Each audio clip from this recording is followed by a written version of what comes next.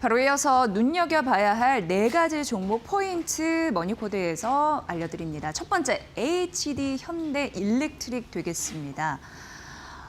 목표 주가를 한국투자증권에서 오늘 아침에 110만 원으로 상향 조정했습니다. 최근 상향 조정하는 흐름들이 나오고 있는 상황인데요. 글로벌 초고압 변압기 업체 2027년 그런 주가 수준 대비해 봤을 때 이 부분을 좀 고려해서 상향했다라고 얘기를 하면서 미국 비중이 좀 확대되고 있거든요. 올해 영업이익률이 26%였는데 내년 29% 성장할 것이다. 이런 요소로 목표 주가를 상향했습니다. 사실 K 변압기 같은 경우에는요, 없어서 못 판다고 합니다. 그래서 써놨고요. 5년을 기다려야 된다라는 기사들도 등장을 하고 있더라고요. 그러니까 K 변압기나 K 반도체 같은 경우에 메모리 특히 우리가 갑이다 이렇게 생각하시면 크게 틀리지 않을 것 같습니다. 그러면서 한국투자증권은 리포트에 뭐라고 써놨냐면요. 중익 사이클 끝을 가늠하기는 어렵다라고 얘기를 했습니다. 증설 예정이 있어요. 올해 총 2회 정도. 그러면서 매출에 본격적으로 반영될 가능성이 있는데 매출단에서는 5천억 원 정도 증가할 것이다. 그 효과를 볼 것이다라고 증권사에서는 얘기를 했고요. 그 증설 효과가 100% 보완되는 그런 흐름이 2028년으로 봤고 증설 효과가 100% 반영되는 2028년 이후 역시 수익 개선이 지속될 가능성을 언급을 해놨습니다. 신규 수주도 잘 되고 있는 상황인데요. 작년 3분기에 북미, 이쪽에서는 미국 비중이 확대가 돼서 올해 영업이익률보다 내년 영업이익률이 커질 가능성을 언급을 했는데 작년 3분기 북미가 거의 200% 성장을 했고 1년 기준으로 해서요. 그리고 유럽 같은 경우에도 뒤지지 않습니다. 한 170% 정도 이렇게 전망이 되고 있는 그런 상황입니다.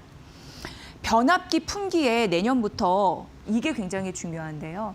관세에 대한 우려가 있지만 워낙 갑 중에 갑이기 때문에 우리 K 변압기 사려고 5년을 기다린다고 하니까 관세 아무리 치고 올라와도 그걸 제품 가격에 당당하게 반영을 할 수 있습니다. 이걸 회사 측에서도 언급을 했습니다. 그래서 관세, 전액 부담이 소비자 가격에 전가가 가능을 하기 때문에 고객사의 부담 가능이 하기 때문에 큰 문제가 없다라는 부분입니다. 일단 목표 주가 110만 원으로 올렸고 그리고 나서 자연스럽게 연결되는 부분이 이제 삼성과 SK그룹 같은 경우에도 메모리 수요가 폭발하잖아요. 이 변압기 수요 폭발로 관세도 크게 문제 없는 것처럼 메모리 수요 폭발로 인해서 역시 관세 부과 대상에서 제외가 되지 않을까 이런 예측들이 지속적으로 나온다는 거 중요할 것 같고요.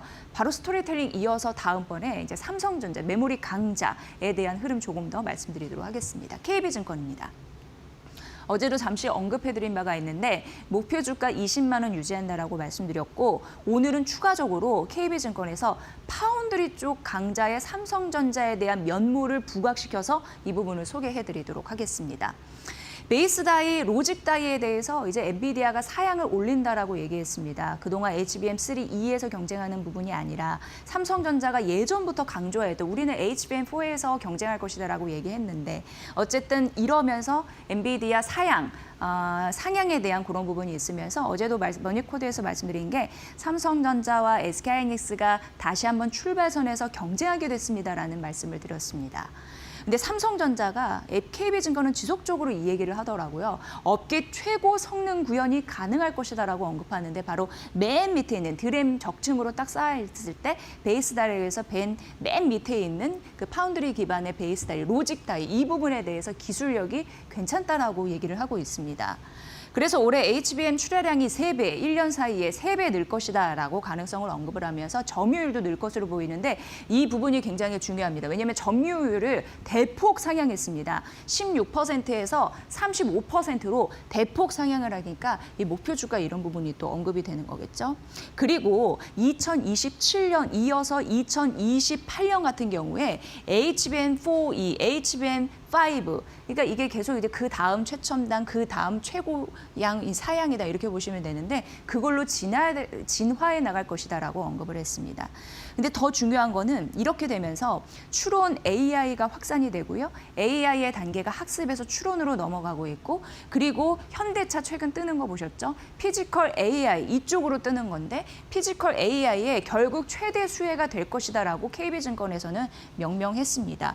메모리 파운드리 수직 계열화되어 있어서 전체적으로 종합 반도체이기 때문에 이걸 긍정적으로 바라본 겁니다. 그리고 실제로 그런 고객사에서 연리를 해줄 것으로 예상되는 바가 있는데 바로 테슬라의 휴머노이드 로봇 옵티머스 되겠습니다. 그리고 그 AI5 칩이라고 해서 두뇌라고 생각하시면 되는데 그 부분에 대한 공급도 시작이 됐습니다. 지금 점유율이 삼성전자가 50%이고 그리고 테슬라가 50이거든요. AI5. 그런데 이 다음 칩 AI6 같은 경우에는 더 주목을 해봐야 되는 게 TSMC는 이제 제칩니다. 그리고 삼성전자가 독점으로 AI6 칩을 만들어내는 바 더 돈을 벌 수 있는 기회가 있다. 이런 얘기를 했습니다. 그래서 사실 삼성전자는 그동안 주가가 부진한 게 HBM의 이유도 있었지만 파운드리가 완전 망해서 이기기도 했거든요. 잘 안 가서. 그런데 파운드리 아픈 손가락 이런 부분을 고쳐지면서 긍정적인 역할을 할 수 있다는 데에 무게를 또 실었더라고요. 작년 적자가 7조 원이었습니다. 그런데 이게 내년에 흑자 전환 가능하다라고 언급을 했거든요. 그래서 삼성전자 파운드리 내년 흑자 전환 가능합니다. 목표 주가 20만 원 산출 근거 이런 부분을 지속적으로 언급했으니까 참고해 보시면 되겠습니다.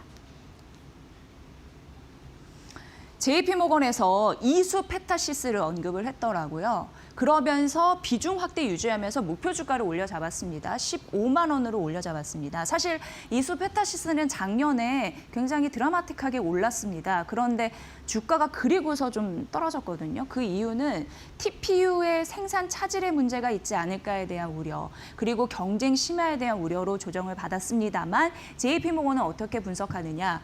생산 차질의 문제는 해소가 됐다라고 언급을 했더라고요. 그러니까 그 우려감을 딛고 다시 한번 주가가 재도약할 수 있다라는 데에 베팅을 하는 듯 했습니다. 현재 TPU, 구글, 그러니까 이수 페타시스 같은 경우에는 다층 인쇄 회로기판이잖아요. 그래서 구글 생태계, TPU 이 생태계 굉장히 중요한 공급망 역할을 합니다.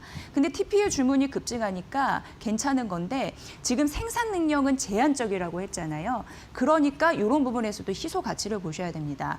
레거시 TPU 점유율은 낮아질 것으로 예상이 됩니다. 왜냐하면 40에서 50%에서 올해 20%로 떨어질 것으로 보이는데 레거시 TPU 같은 경우에는 전통적인 과거의 TPU거든요. 근데 점유율 하락을 크게 걱정하지 않아도 된다고 하는 게 왜냐하면 최첨단 제품에서 그걸 상쇄해 줄 거라고 합니다. 그게 바로 TPU 버전 7, TPU 버전 8 되겠습니다.